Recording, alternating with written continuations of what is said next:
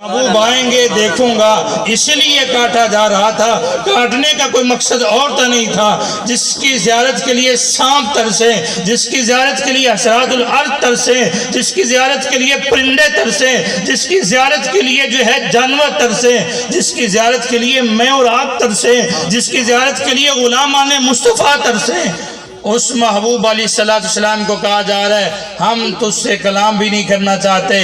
पहला बोलता है उखरुज मिन बलदिना, निकलिए हमारे शहर से। तीसरा बोला तो उसने आखिर कर दी।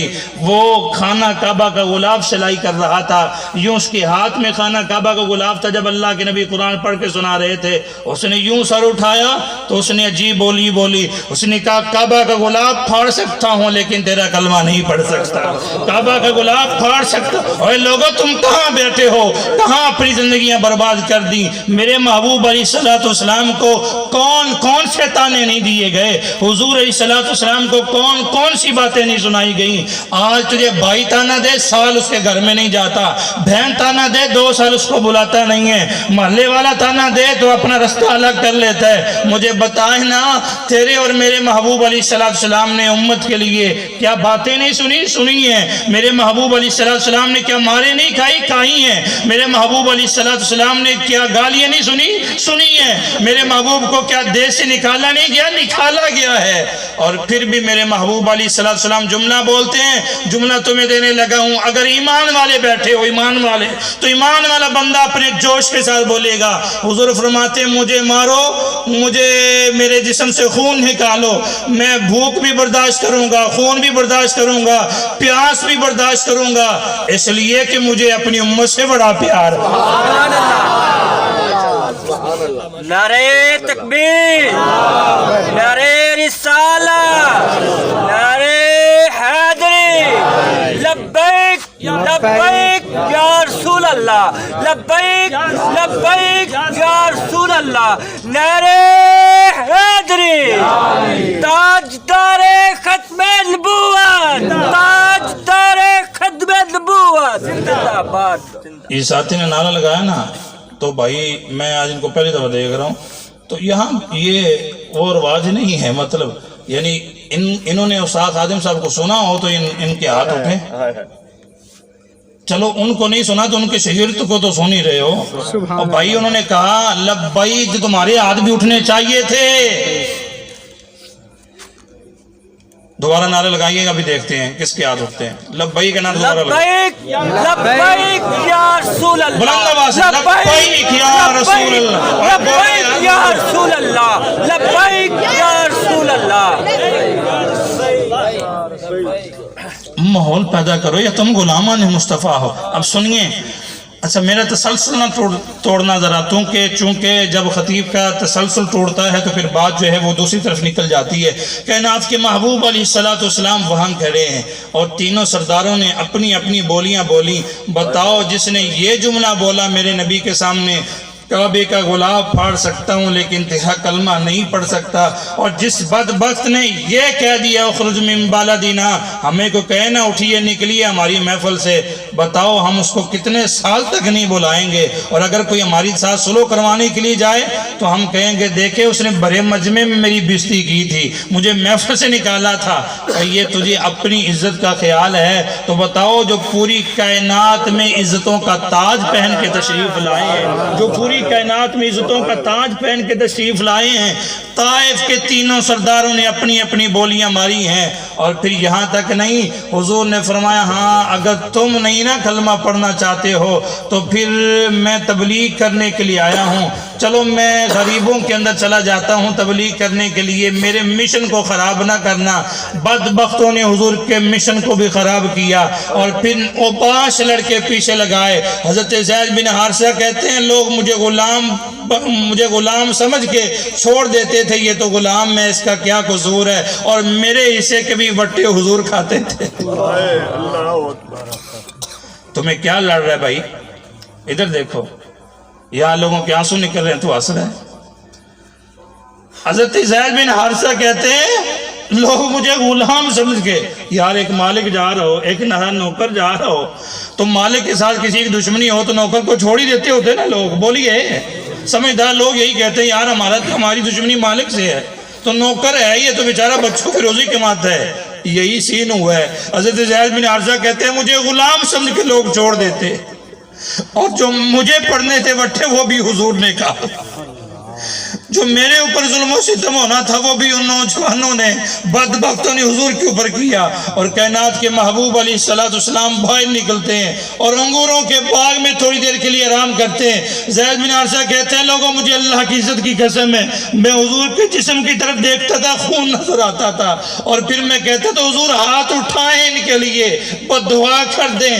لیکن میرے محبوب نے ہاتھ اٹھائے. حضرت زید بن حارثہ کہتے ہیں لو حضور کے ہاتھ اٹھ گئے، ابھی ان کا کھانا خراب ہو جائے گا. ابھی ہاتھ اٹھنے لگے جبرائیل آ گئے. حضور ہاں اگر آپ کہیں تو دو پہاڑوں کے درمیان رکھ کے طائف والوں کو پیس نہ دیں، ان کا آٹا نہ بنا دیں. میرے محبوب نے فرمایا نہیں، اگر انہوں نے کلمہ نہیں نہ پڑھا تو مجھے اپنے رب کے دربار میں یقین ہے ان کی نسلیں میری غلام بنیں گی، ان کی نسلیں میرے غلام بنیں گی. حضور علیہ السلام نے کیا کچھ نہیں کیا.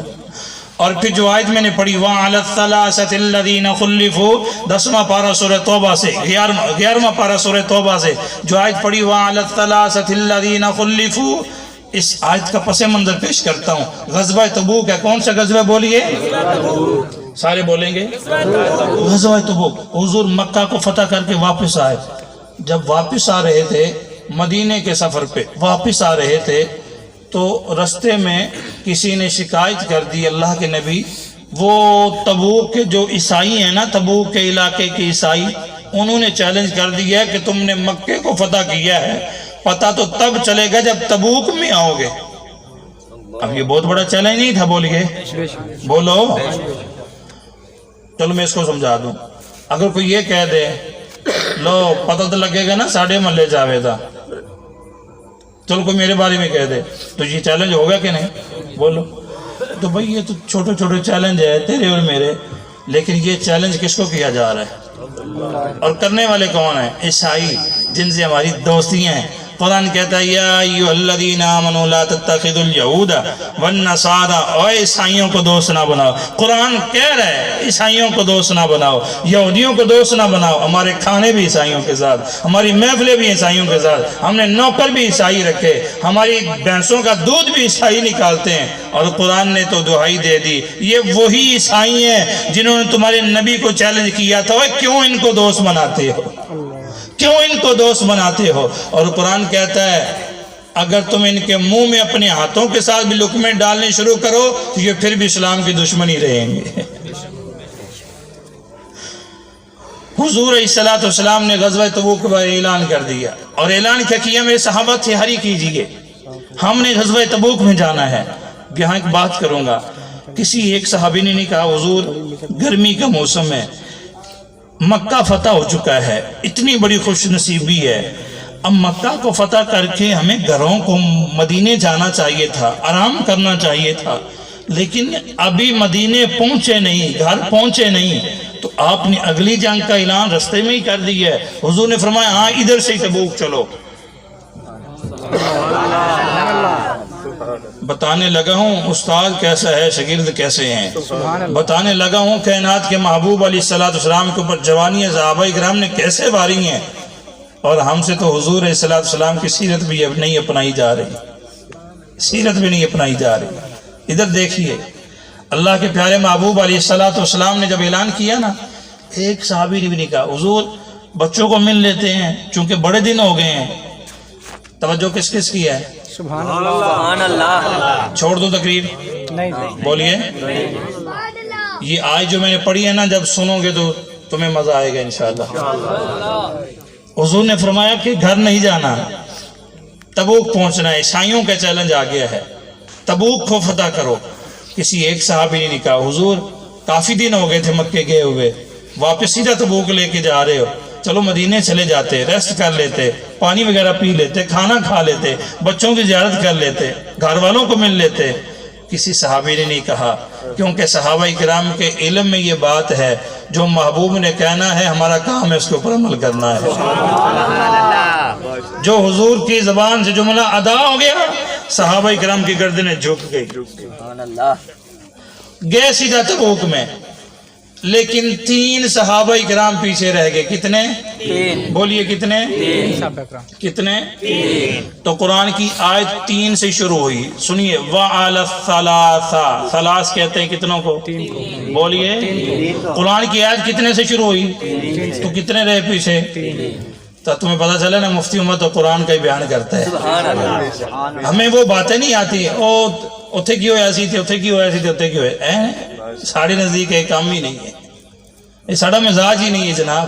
اسی جڑی گل کرنی ہے اللہ دے قرآن جو ہی کرنی ہے. سبحان اللہ. وَعَلَى الثَّلَاثَةِ الَّذِينَ خُلِّفُوا، قرآن کا یہ 11واں پارہ اور 11ویں پارے کی آیہ مقدسہ 3 کے عدد سے شروع ہو رہی ہے. وَعَلَى الثَّلَاثَةِ الَّذِينَ خُلِّفُوا حَتَّى إِذَا ضَاقَتْ عَلَيْهِمُ الْأَرْضُ بِمَا رَحُبَتْ. قرآن کی آیہ مقدسہ کیا کہتی ہے؟ 3 صحابہ کرام رہ گئے پیچھے. اب وہ پیچھے رہنے والے صحابہ کرام تھے میرے محبوب علیہ السلام کے سچے صحابہ کرام تھے، ایماندار تھے. ان کی ایمانداری میں کوئی شک کرے کافر ہو جائے گا، مرتد ہو جائے گا. ان کی ایمانداری میں شک نہیں کیا جا سکتا، ان کے خلوص میں شک نہیں کیا جا سکتا، ان کے پیار میں شک نہیں کیا جا سکتا، ان کی محبت میں شک نہیں کیا جا سکتا. لیکن پیچھے رہے تو کس وجہ سے؟ اب اگر میں یہ کہوں کہ ہم نے جانا ہے بونگا حیات، اب میرے پاس سواری نہیں ہے، میرے پاس گاڑی نہیں ہے، میرے پاس موٹر سائیکل نہیں ہے، آئے سمجھانے لگا ہوں. تمہارے پاس 2-4 تم میں سے 2-4 بندے ایسے بیٹھے ہوں جن کے پاس موٹر سائیکل اپنی ہوں، گاڑی اپنی ہوں، تو میں ان ساتھیوں کو کہوں ہم چلتے ہیں پہلے، تو تم میں سے 3-4 بندے یہ کہہ ان کے پاس تو سواریاں نہیں ہیں، چلو یہ ابھی رستے میں پہنچیں گے، ہمارے پاس گاڑیاں ہیں تو ہم ان کو پکڑ لیں گے، ان کے آگے گزر جائیں گے، تھوڑی دیر کے لیے ادھر بیٹھ جاتے ہیں. بات سمجھ آ رہی کہ نہیں؟ تھوڑی دیر کے لیے ہم ادھر بیٹھ جاتے ہیں. بس یہی سین ہوا. 3 صحابہ کرام نے سوچا ہمارے پاس گھوڑے ہیں، اب ہم گھوڑے دوڑا کے ان کے ساتھ مل جائیں گے. حضور نے تبوک کا اعلان کر دیا ہے، لیکن قرآن نے عجیب بات کر دی. کیا کمال ہے قرآن کی اس بات میں؟ 3 صحابہ کرام جب یہ سوچا نا ہم مل جائیں گے ساتھ، گھوڑے ہمارے پاس تیز رفتار ہیں، تو صحابہ کرام حضور کے ساتھ جا رہے ہیں. لمبا سفر ہے تبوک کا، 750 کلومیٹر کم و پیش لمبا سفر، اور حضور کے صحابہ جا رہے ہیں. کسی کے پاس سواریاں ہیں تو کسی کے پاس نہیں ہے. اب ان 3 صحابہ کرام نے یہی سوچا تیز ترار سواریاں ہمارے پاس موجود ہیں، ہم ان سے مل لیں گے رستے میں. بس پھر سستی آ گئی، اور جو سستی آئی تو قرآن نے اس کو بھی بیان کیا. حَتَّى إِذَا ضَاقَتْ عَلَيْهِمُ الْأَرْضُ بِمَا رَحُبَتْ. سستی آئی تو کہنے لگے چلو کوئی بات نہیں، حضور واپس آئیں گے تو معذرت کر لیں گے، حضور واپس آئیں گے تو معافی مانگ لیں. جو بات تمہیں سنانا چاہتا ہوں، حضور واپس آئیں گے تو حضور کے سامنے عذر پیش کر دیں گے. 3 صحابہ کرام. کتنے؟ 3. نام سنیے ان 3 صحابہ کرام کے.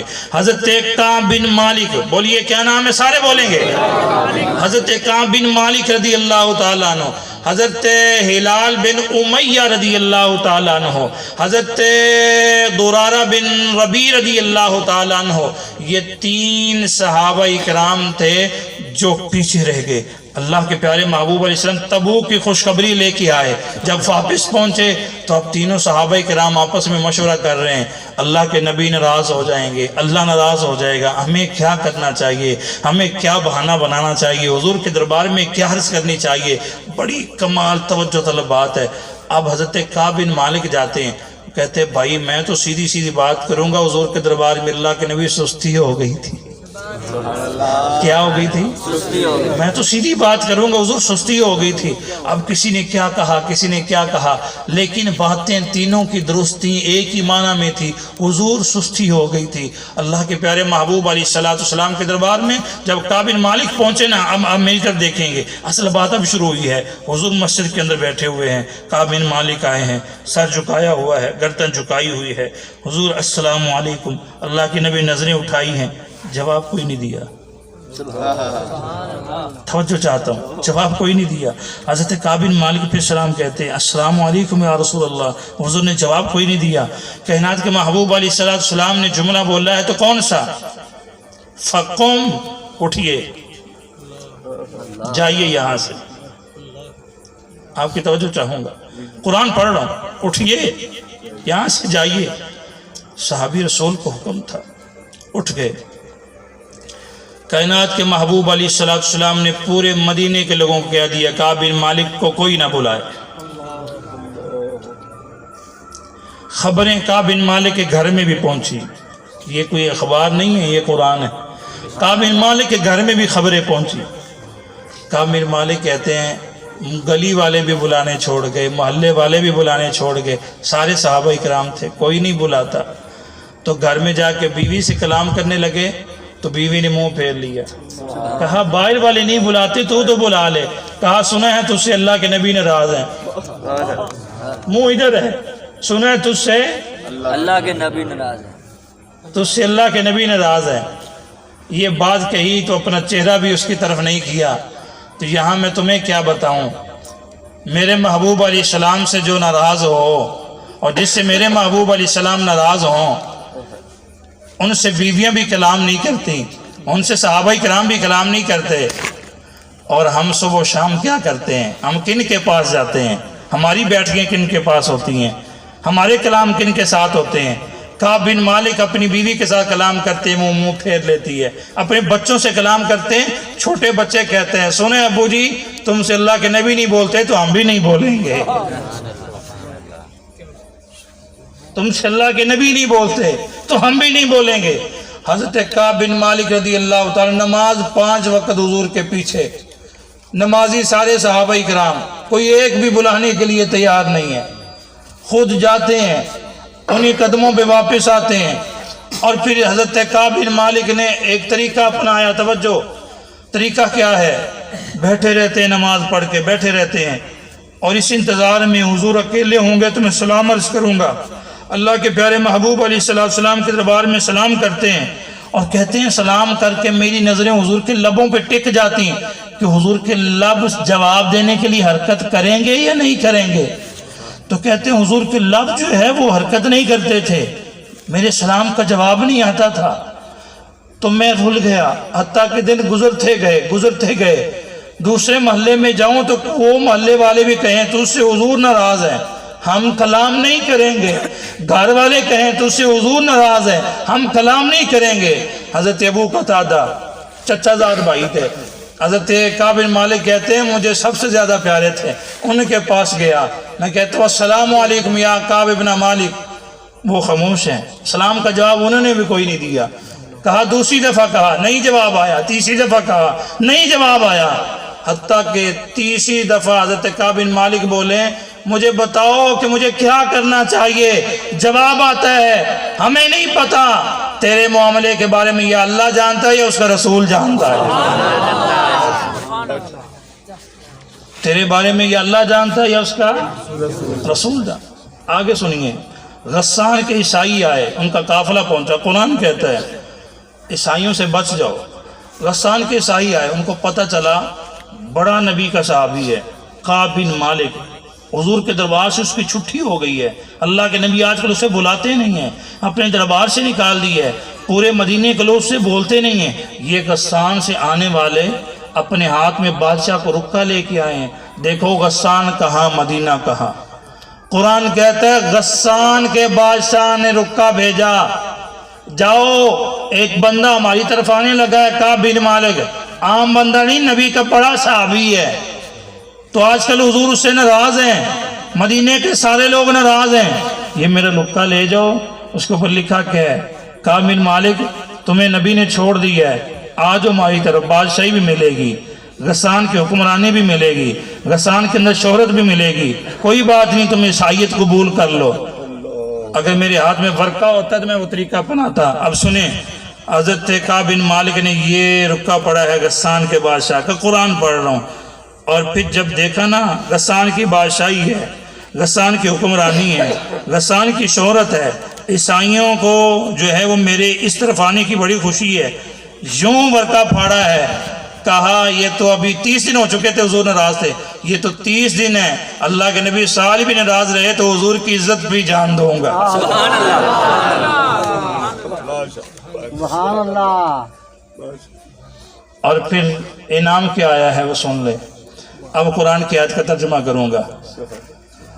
40 دن گزر گئے، کتنے بولیے؟ 40، حتیٰ کہ 50 دن گزر گئے، جب 50واں دن تھا تو اپنے گھر کی چھت پہ چارپائی کے اوپر بیٹھے، کوئی بلاتا ہی نہیں پورے مدینے میں، کوئی بات ہی نہیں کرتا، برادری والے چھوڑ گئے، دوست احباب چھوڑ گئے، اپنی چھت کی چارپائی کے اوپر بیٹھے ہیں۔ ایک بندہ دوڑتا ہوا آیا محلے میں، اس نے کہا ابشر ابشر ابشر، خوشخبری ہو خوشخبری ہو خوشخبری ہو۔ کہا کس چیز کی؟ کہا آپ کے حق میں اللہ نے قرآن کی آیت حضور کے سینے پہ نازل کر دی ہے۔ سبحان اللہ۔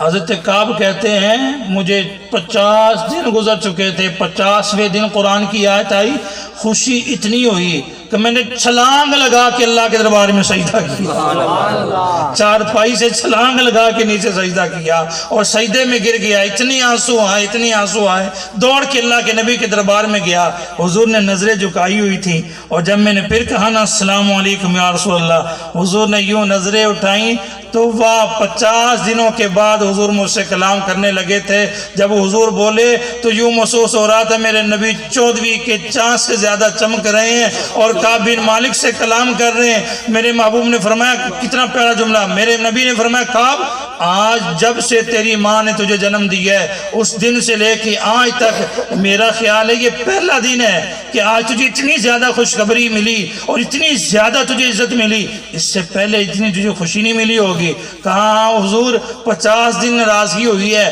لیکن آخر پہ خوشی ملی ہے تو اللہ نے میری شان میں قرآن کی آیت ہی نازل کر دی۔ اور پھر ایک کے لیے نہیں، تینوں کے لیے، سبحان اللہ، دو کا ساتھ ہی سر گیا۔ وَعَلَى الثَّلَاثَةِ الَّذِينَ خُلِّفُوا حَتَّى إِذَا ضَاقَتْ عَلَيْهِمُ الْأَرْضُ بِمَا رَحُبَتْ۔ قرآن کہتے ہیں، اللہ فرماتا ہے وہ جو 3 نہیں گئے تھے ہم نے انہیں معاف کر دیا ہے، انہوں نے میرے محبوب سے بڑی محبت کی ہے، میرے محبوب سے بڑا پیار کیا ہے، ہم نے انہیں معاف کر دیا ہے۔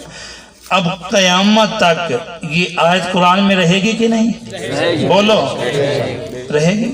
قیامت تک آپ آیت پڑھیں، میں پڑھوں، کوئی اور پڑھے، تو ان 3 ہستیوں کا ذکر ہوگا کہ نہیں؟ بولیے، جو میں نے کیا سے ہم یہی ہوگا چونکہ میں نے قرآن ہی پڑھا ہے۔ اب اللہ کے پیارے محبوب علیہ السلام کے یہ صحابی جب مسجد نبوی میں جاتے نا، صحابہ کرام ان کو دیکھ کے پڑھا کرتے وَعَلَى الثَّلَاثَةِ الَّذِينَ خُلِّفُوا وَعَلَى الثَّلَاثَةِ الَّذِينَ خُلِّفُوا وَعَلَى الثَّلَاثَةِ الَّذِينَ خُلِّفُوا۔ کہا تمہیں مبارک ہو، تم تینوں کی شان میں تو اللہ کی قرآن کی آیت ہی آ گئی ہے، تمہارے لیے تو خوشخبری کے پکے آرڈر آ۔ بھائی قرآن سے پکا کوئی آرڈر ہے؟ بولو، قرآن کتنی خوشخبری لے کے آیا ہے۔ اور قرآن نے آخر میں، اسی آیت کے آخر میں کیا کہا؟ ان اللہ لغفور الرحیم۔ قرآن نے کہا اللہ تعالیٰ بخشنے والا ہے، رحم فرمانے والا ہے، اور اللہ جب معاف کرنے پہ آیا ہے تو 50 دن کی ناراضگی کے بعد حضور علیہ السلام کے تینوں یاروں کے لیے اپنے قرآن کے 11ویں پارے کی سورہ توبہ کے اندر یہ آیت نازل کر دی اور فرمایا میرے محبوب کے ان تینوں یاروں کے لیے جنت کی خوشخبری ہے۔ سبحان اللہ۔ 2 باتیں کروں گا، آج اس کے پروگرام کی ختم کر رہا ہوں۔ آج ہمارے معاشرے میں نوجوان کیا سن رہے ہیں؟ میرا چونکہ خطاب نوجوانوں سے ہوتا ہے، ابھی بھی آواز آ رہی ہے نا؟ یہ سارا دن ہم سنتے ہیں، یہ سارا دن سنتے ہیں، اور ان کے اندر، ان کی مستیوں کے اندر، سننے کی چاشنی کے اندر جو ہمارے کانوں کو نصیب ہوتی ہے، اور اللہ کے فرشتے لعنتوں کا توغ ہمارے گلے میں ہر روز ڈالتے ہیں، لعنتوں کا نزول کرتے ہیں، کبھی سوچو یار۔ اور ان کی چاشنی میں آ کے ہم نے والدین کو پیچھے چھوڑا ہے، جو اتنے رشتے پیارے ہیں۔ حضور علیہ السلام نے ابو عامر کے علاقے میں 70 صحابہ کرام بھیجے، کتنے؟ قرآن کی بات ہے، کتنے؟ بیر معونہ کے علاقے میں۔ کس علاقے میں؟ بولیے۔ ایک بات سنانے لگا ہوں قرآن سے، اور اس بات کو سنانے کے بعد خلاصہ نکالنا ہے اور بتانا تمہیں ہے، دستک تمہارے سینوں پہ دینی ہے۔ کتنے صحابہ کرام تھے؟ 70۔ ان 70 صحابہ کرام کے کمانڈر تھے حضرت حرام بن ملحان رضی اللہ تعالیٰ عنہ۔ حضور نے ان کو کمانڈر بنا کے بھیجا، فرمایا جاؤ وہ عامر جو ہے ابو عامر، اس نے بڑے بڑے دعوے کیے ہیں، جاؤ اسے سمجھا کے آؤ۔ بیر مونا کے علاقے میں گئے ہیں، 70 صحابہ کرام ہیں۔ حضرت حرام بن من الحام جو ہے بیر مونا کے علاقے سے آگے گئے، اس کا دربار لگا ہوا ہے، توجہ، دربار لگا ہوا ہے۔ اب اس کے دربار میں جانے کا طریقہ کار یہ تھا جیسے ہم جاتے ہیں، دنیا دار کے دربار میں جانا ہو ہمیں، ہاتھ باندھے ہوتے ہیں، نظریں جھکائی ہوتی۔ اب اس کے دربار کا بھی یہی طریقہ کار تھا۔ صحابی رسول سینہ تان کے گئے ہیں، کوئی نظریں نہیں جھکائی، کوئی گردن نہیں جھکائی۔ ہمیں دین نے جھکانا سکھایا ہی نہیں ہے۔ ہمارے ساتھ گرامی قبلہ حافظ خادم حسین نظوی صاحب کہتے ہیں دین نے ہمیں جھکانا نہیں سکھایا، اور اگر دین نے جھکانا سکھایا تو صرف اللہ کے دربار میں۔ ہماری گردنیں کسی بندے کے سامنے نہیں جھکتی، یہ کس کے سامنے جھکتی ہیں؟ اللہ کے ساتھ۔ ادھر سنیے قرآن کیا کہتا ہے۔ اس نے کہا یہ کون ہے، سیدھا میرے دربار میں آ گیا۔ صحابی رسول 70 صحابہ کرام کے سپہ سالار اور کمانڈر حضور نے بنا کے بھیجے، بڑے پیارے صحابی۔ جب اس نے صحابی کی طرف دیکھا نا، صحابی رسول نے نظروں میں نظریں ڈالی، فرمایا میں نبی کا صحابی ہوں، سبحان اللہ، حضور کا صحابی ہوں، توجہ، حضور کا صحابی ہوں۔ اس نے کہا تجھے نہیں پتا میرے دربار کے دروازے سے داخل کیسے ہوتے ہیں؟ کہا کیسے داخل ہوتے ہیں؟ کہا نظریں جھکا کے، گردن جھکا کے داخل ہوتے ہیں۔ کہا جب سے نبی کا کلمہ پڑھا ہے میرے محبوب نے فرمایا صرف گردن جھکانی ہے تو اس کے دربار میں جھکانا۔ ہمیں حضور نے بتایا ہی نہیں اس کے علاوہ گردنیں جھکانے کا طریقہ۔ ہماری گردنیں اسی کے دربار میں، تو ہماری کہاں کہاں جھکتی ہیں؟ میں تو یہاں دستک دینے آتا ہوں، کہاں کہاں جھک جاتی گردنیں۔ مجھے کوئی سلام دیتا ہے نا، تھوڑا سا نیچے ہوتا ہے، میں پکڑ کے اوپر کرتا ہوں، اور بھائی کیا کر رہے ہو؟ یہ اسلام نہیں ہے۔ اور میں نے تو ایک پوائنٹ کی طرف اشارہ کیا نا، اس حدیث سے کتنے پوائنٹ اخذ ہوتے ہیں۔ اور پھر صحابی رسول نے کہا نا ہماری جھکنے والی عادت ہی نہیں ہے، سینہ تان کے گئے ہیں، تو پیچھے تلوار لے کے، نیزہ لے کے بندہ کھڑا تھا، اس نے اشارہ کیا، نیزہ مارا کمر کے اندر، اور خون نکلا، فوارے نکلے صحابی رسول کے، اور حضور کے صحابی نے یوں اپنے بک بھرے خون کے ساتھ، اپنے خون کے ساتھ، اور پھر ایسے آسمان کی طرف چھٹا دیا تو وہ اپنے اوپر گرا، اور ساتھ اتنا بڑا نعرہ لگایا کفر کے سرکار کے اندر اور کفر کے دربار کے اندر نعرہ لگا کے پتہ کیا کہتے ہیں؟ فوزت رب الکعبہ، فوزت رب الکعبہ، لوگوں اللہ کی عزت کی قسم ہے میں کامیاب ہو گیا ہوں۔ کمر سے خون نکل رہا ہے، اللہ کی عزت کی قسم ہے میں کامیاب ہو گیا ہوں۔ اور پھر وہ دربار والا کیا کہتا ہے؟ کہتا ہے ان کے اندر نبی نے کیا بھر دیا ہے، یہ ہلاک ہو کے، قتل ہو کے بھی اپنے آپ کو کامیاب کہتے ہیں، یہ اللہ کی قسمیں اٹھاتے ہیں ہم کامیاب ہیں، اور ان کی کمروں سے خون بہے پھر بھی یہ کہتے ہیں ہم کامیاب ہیں۔ اس نے کہا اکیلے آئے ہو؟ کہا 70 صحابہ کرام ساتھ ہیں۔ فوج بھیجی، 70 کے 70 صحابہ کرام کو بیر مونا پہ ذبح کر دیا گیا۔ بیر مونا کے علاقے میں 70 صحابہ کرام کی گردنوں میں چھریاں پھیر دی گئی، اور جب چھریاں پھر رہی تھی نا تو پیغام کیا بھیجا؟ اسی کا ترجمہ اعلیٰ حضرت نے کیا ہے، مصطفیٰ جان رحمت پہ لاکھوں سلام، شمع بزم ہدایت پہ لاکھوں سلام۔ 70 صحابہ کرام کی گردنوں پہ باری باری چھریاں پھر رہی ہیں، اور ہر صحابی پیغام یہ دینا چاہتا ہے، ہوائے پہنچ جا میرے محبوب کے دربار میں، اور جا کے کہہ دینا 70 کے 70 تمہاری عزت پہ قربان ہو گئے۔ کیا ان 70 کی بیویاں بیوہ نہیں ہوئی؟ ان 70 کے بچے نہیں تھے؟ وہ یتیم نہیں ہوئے؟ ان 70 کی اولادیں نہیں تھیں کہ ان کو اپنا علاقہ پیارا نہیں تھا؟ یہ حدیث اگر میں سنائی ہے نا، اور قرآن سے میں نے اگر یہ بات سنائی ہے، تو صرف یہ جملہ نکالنے کے لیے صحابہ کرام کی گردنیں ان کے سامنے نہیں جھکی، تو ہماری کہاں کہاں جھک گئی، ہم نے کہاں کہاں جھکا دی۔ اور لوگوں یہ سر بنا ہے، اور یہ ایک ہی سر ہے، اس کو صبح و شام اللہ کے دربار میں جھکاؤ، اللہ کے دربار میں جھکاؤ، اللہ کے دربار میں جھکاؤ۔ ہاں والدین کے سامنے جھکا کرو، اور والدین کے سامنے عاجزی اختیار کیا کرو، انکساری اختیار کیا کرو۔ اصل میں اولاد ہوتی وہ ہے جو والدین کا ادب اس طرح کرے، احترام اس طرح کرے، لیکن ہم سے والدین کا ادب نہیں ہوتا، ہم نے کہیں اور کا شروع کر دیا۔ والدین کا ہم سے ادب نہیں ہوتا. یہ ہمارے استاد گرامی تھے, انہوں نے بچیوں کا ادارہ بنایا. شدرے کی بات ہے, ابھی تھوڑے دن کی بات ہے, مفتی محمد طاہر تبسم صاحب نے شدرے میں ادارہ بنایا. تو چونکہ نوجوان بچیوں کا داخلہ تھا, جس کو سمجھ آ جائے وہ اپنے نوجوان بیٹوں کو جا کے بتا دے. تو اب بوڑھی عورت کی ضرورت تھی. استاد صاحب خود یہ بات سنا رہے ہیں, بوڑھی عورت کی ضرورت تھی, نوجوان بچیاں ان کی رکھوالی کے لیے. تو وہ نوجوان بچیوں کے لیے جب بوڑھی عورت تلاش کی تو اس کا کام کیا تھا؟ بس بچیوں کی نگرانی کرنا اور بچیوں کا تھوڑا بہت جو کام ہے وہ کر دینا. ایک دن استاد صاحب نے پوچھ لیا, تم لاہور میں رہتی ہو اور آج کل تو تمہارا جو ہے نا وہ کھانے کا ٹائم تھا, بیٹھ کے آرام کرنے کا ٹائم تھا, اور آج تم کام کر رہی ہو. اس کی آنکھوں میں آنسو آ گئے.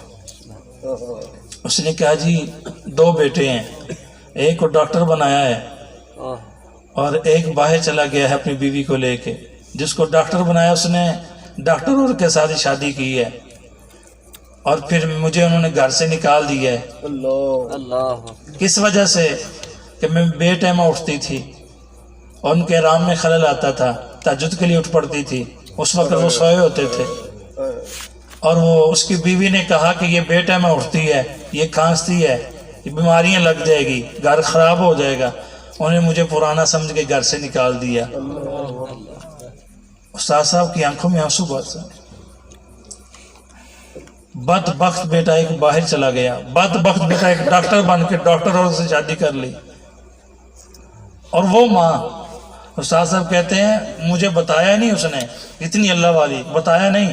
میں اس کو 2-3 دفعہ میں نے اسے دیکھا, 2-3 دفعہ وہ شدرے چوک پہ نا یوں ہاتھ باندھ کے نا سڑک کی طرف دیکھ رہی ہوتی ہے, نظر ٹکی ہوئی اس کی. استاد صاحب نے کہا کہ ادھر تو کیا کرتی ہے؟ ڈیوٹی میں سیم پوری کر کے ادھر آ کے بیٹھ جاتی ہے.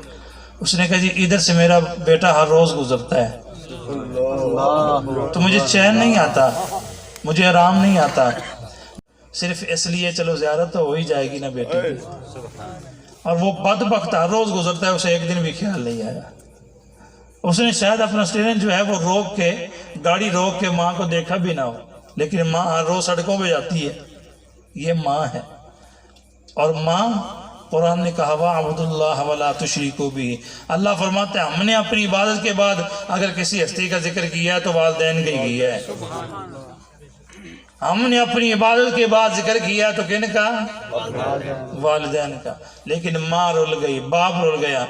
آج میں آپ نوجوانوں کو پیغام دوں گا, والدین اگر آپ کی زندگی میں موجود ہیں, بیمار ہیں, خدمت کر لو. تندرست ہیں تو مزید زیادہ تندرستی کی دعا کیا کرو, کھلایا کرو, پلایا کرو, جوانیاں قربان کیا کرو اپنے والدین کے اوپر, جوانیاں قربان کیا کرو ماں باپ کے اوپر.